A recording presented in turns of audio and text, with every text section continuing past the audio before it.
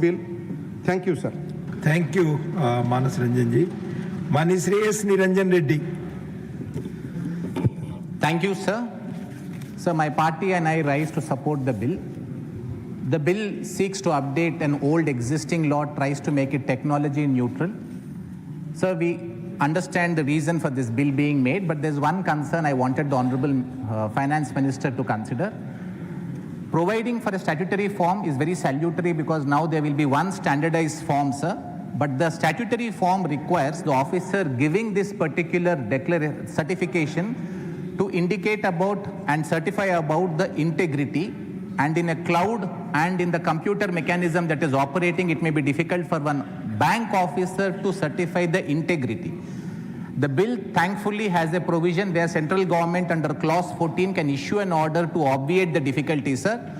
Otherwise, a bill intended to protect the banker and not to disturb them from their regular actions can tomorrow become a problem area. I'm just bringing this to the notice of the Honorable Finance Minister.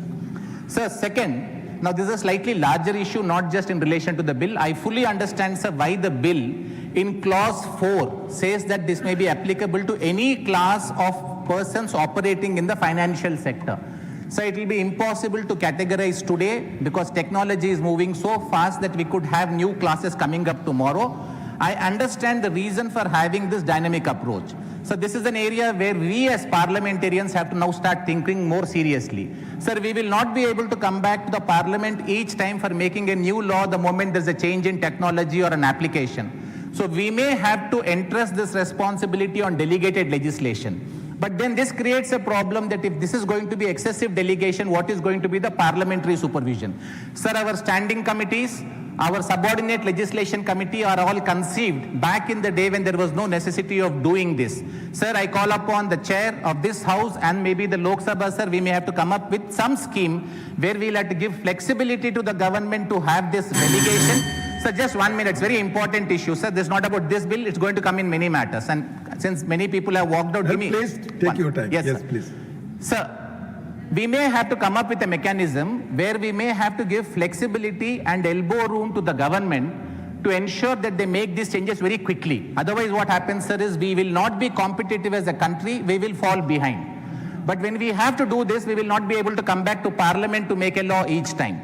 Delegation is necessary. But what is the parliamentary supervision? Sir, the House may have to come up with some mechanism for ensuring that a committee on subordinate legislation works better.